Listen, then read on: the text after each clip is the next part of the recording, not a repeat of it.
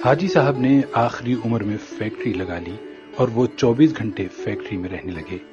وہ 16 سے 18 گھنٹے دفتر میں کام کرتے تھے اور جب تھک جاتے تھے تو فیکٹری کے گیسٹ ہاؤس میں سو جاتے تھے۔ حاجی صاحب کے مزاج کی یہ تبدیلی سب کے لیے حیران کن تھی۔ وہ 30 برس تک دنیا داری، کاروبار اور روپے پیسے سے الگ تھلگ رہے تھے۔ انہوں نے یہ عرصہ عبادت اور ریاضت میں گزارا تھا اور اللہ تعالیٰ نے انہیں اس ریاضت کا بڑا خوبصورت صلہ دیا تھا۔ وہ اندر سے روشن ہو گئے تھے۔ وہ صبح 8 بجے اپنی بیٹھک کھولتے تھے اور رات گئے تک ان کے گرد لوگوں کا مجمع رہتا تھا۔ لوگ اپنی اپنی حاجت لے کر ان کے پاس آتے تھے۔ وہ ان کے لیے دعا کا ہاتھ بلند کر دیتے تھے اور اللہ تعالیٰ سائل کے مسائل حل فرما دیتا تھا۔ اللہ تعالیٰ نے ان کی دعاؤں کو قبولیت سے سرفراز کر رکھا تھا، لیکن پھر اچانک حاجی صاحب کی زندگی نے پلٹا کھایا۔ وہ ایک دن اپنی گدی سے اٹھے، بیٹھک بند کی، اپنے بیٹوں سے سرمایہ لیا اور گارمنٹس کی ایک درمیانے درجے کی فیکٹری لگا لی۔ انہوں نے اس فیکٹری میں 500 خواتین رکھی، خود اپنے ہاتھوں سے یورپی خواتین کے لیے کپڑوں کے نئے ڈیزائن بنائے، یہ ڈیزائن یورپ بھجوائے، باہر سے آرڈرز آئے اور حاجی صاحب نے مال بنوانا شروع کر دیا۔ یوں ان کی فیکٹری چل نکلی اور حاجی صاحب دونوں ہاتھوں سے ڈالرز سمیٹنے لگے۔ دنیا میں اس وقت گارمنٹس کی کم و بیش لاکھوں فیکٹریاں ہوں گی اور ان فیکٹریوں کے اتنے ہی مالکان ہوں گے، لیکن ان لاکھوں مالکان میں حاجی صاحب جیسا کوئی دوسرا کردار نہیں ہوگا۔ پوری دنیا میں لوگ بڑھاپے تک کاروبار کرتے ہیں اور بعض ہزار روپے پیسے اور اکاؤنٹ سے تائب ہو کر اللہ اللہ شروع کر دیتے ہیں، لیکن حاجی صاحب ان سے بالکل الٹ ہیں۔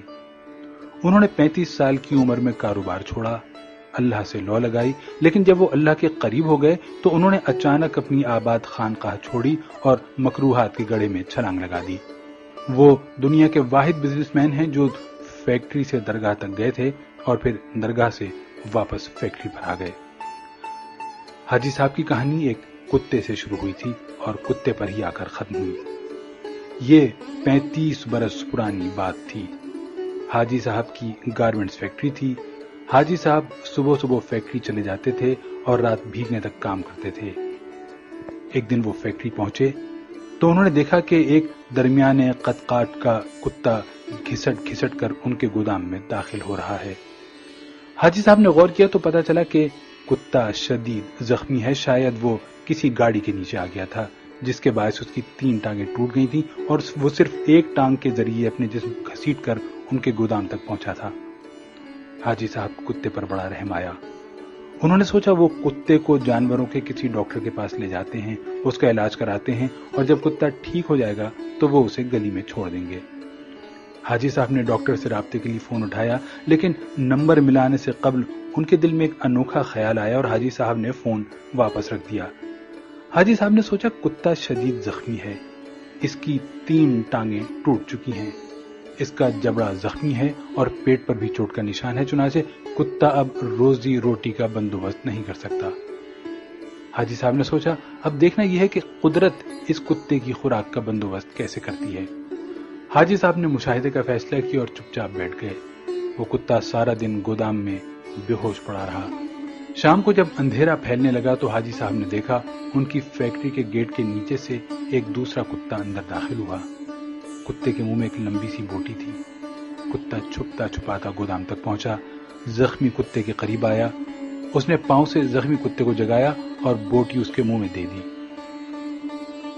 زخمی کتے کا جبڑا حرکت نہیں کر پا رہا تھا، چنانچہ اس نے بوٹی واپس اگل دی۔ صحت مند کتے نے بوٹی اٹھا کر اپنے منہ میں ڈالی، بوٹی چبائی اور جب وہ اچھی طرح نرم ہو گئی تو اس نے بوٹی کا لقمہ سا بنا کر زخمی کتے کے منہ میں دے دیا۔ زخمی کتا بوٹی نگل گیا۔ اس کے بعد وہ کتا گودام سے باہر آیا، اس نے پانی کے حوض میں اپنی دم گیلی کی، واپس گیا اور دم زخمی کتے کے منہ میں دے دی۔ زخمی کتے نے صحت مند کتے کی دم چوس لی۔ صحت مند کتا اس کارروائی کے بعد اطمینان سے واپس چلا گیا۔ حاجی صاحب مسکرا پڑے۔ اس کے بعد یہ کھیل روزانہ ہونے لگا۔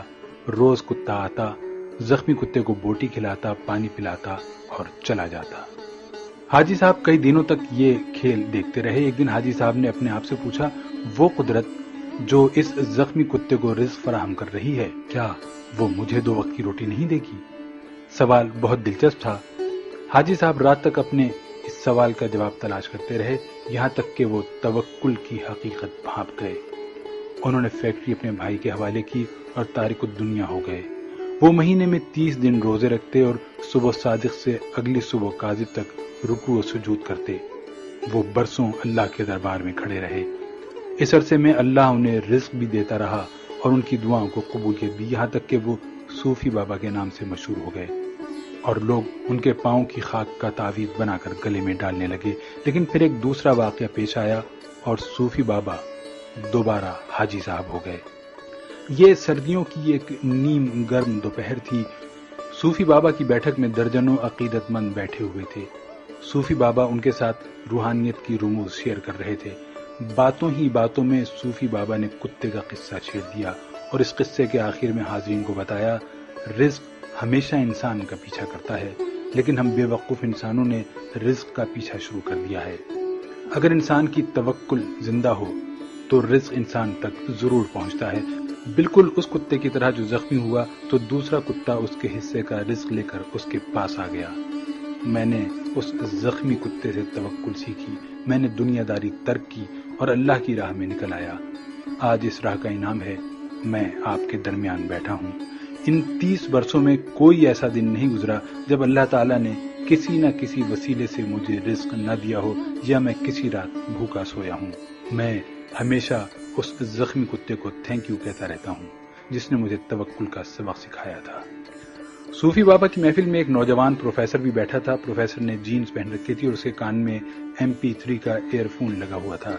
نوجوان پروفیسر نے ایئر فون اتارا اور قہقہ لگا کر بولا، صوفی بابا، ان دونوں کتوں میں افضل زخمی کتا نہیں تھا بلکہ وہ کتا تھا جو روز شام کو زخمی کتے کو بوٹی چبا کر کھلاتا تھا اور اپنی گیلی دم سے اس کی پیاس بجھاتا تھا۔